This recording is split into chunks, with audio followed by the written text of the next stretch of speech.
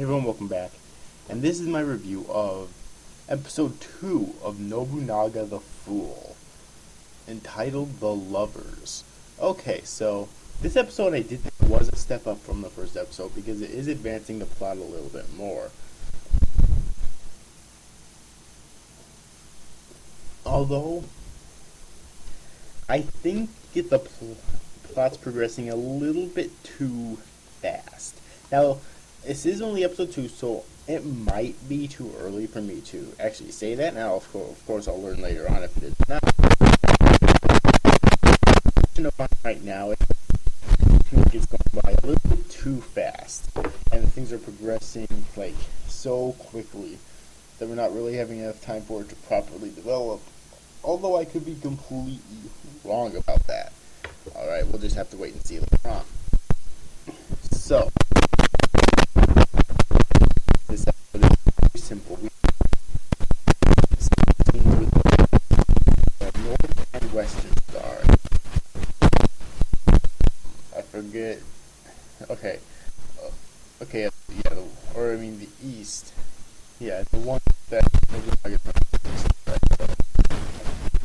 First, we're going to talk about the Western Star, because it seems like the most interesting to me right now, quite honestly. The Western Star is where he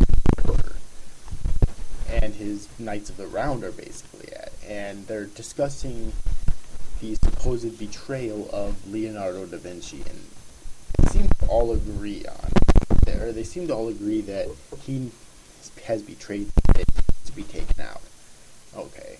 So they assign Gallius Julius Caesar, so we finally get the introduction of Julius Caesar, with tracking down and basically killing, I guess, Leonardo da Vinci, along with his right-hand man, Brutus. Now, if you know anything from history, then you'll know that Brutus and Julius Caesar's other man actually stabbed Caesar in the back and assassinated him, so I'm not sure if that's going to play a big part in future episodes or not. It would actually be kind of interesting if it followed history that closely.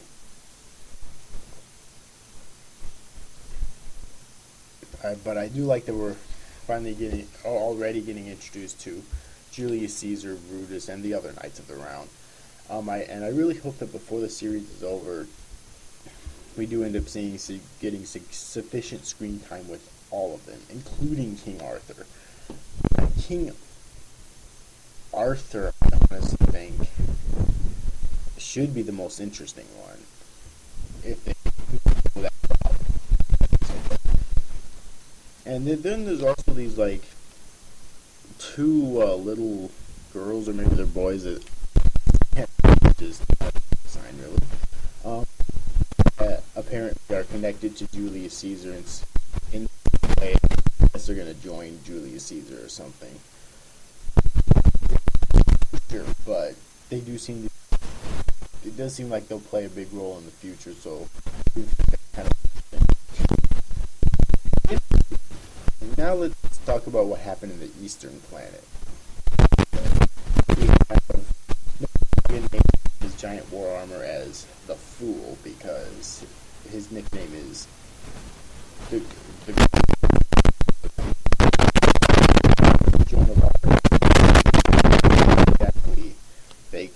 They call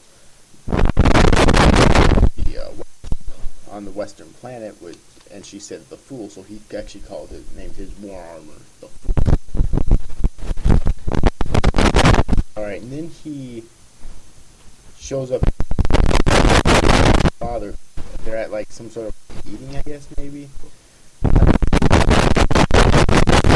Informs his father and admit that they're under attack. It's like water or something sends out the to go and defend the place. He tells his father his concern that he doesn't believe that they can win on their own. So then he reveals his war armor, and he gets inside of it. And his father actually is kind of clever here. He expresses his concern that he believes that his son actually wants to take control, or wants to become king of the Eastern Eastern. So that's there.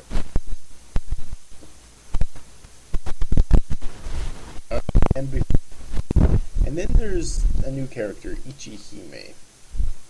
Now, before we actually get to the meeting in the Eastern Planet, we have a scene with Nobunaga and Nobunaga throws over car and basically he's going to be a man or something, which I thought was actually really weird. Okay. And the reason for this, I guess, is because he has a younger sister named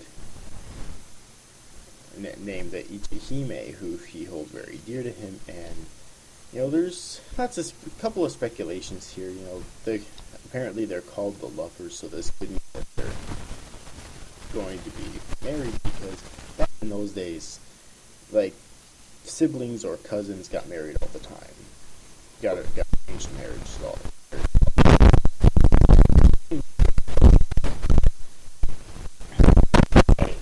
Or it could be, like, I was watching someone else's video on this, and they said that it could mean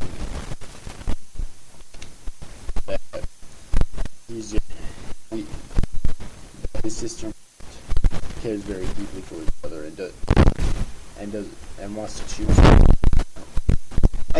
Well, I'm gonna just say it there, probably that.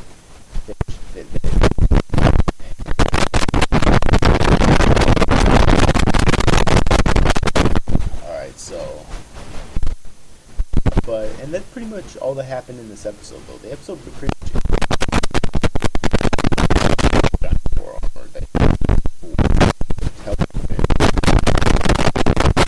and that's pretty much it. So now let's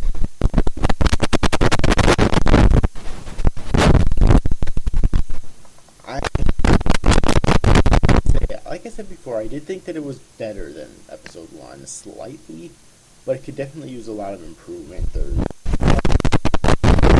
Now, because the only slightly critical thing I'm going to say here is that what I said before, which was, it does seem at this point that it's going by, that the series is going by that it's too fast paced.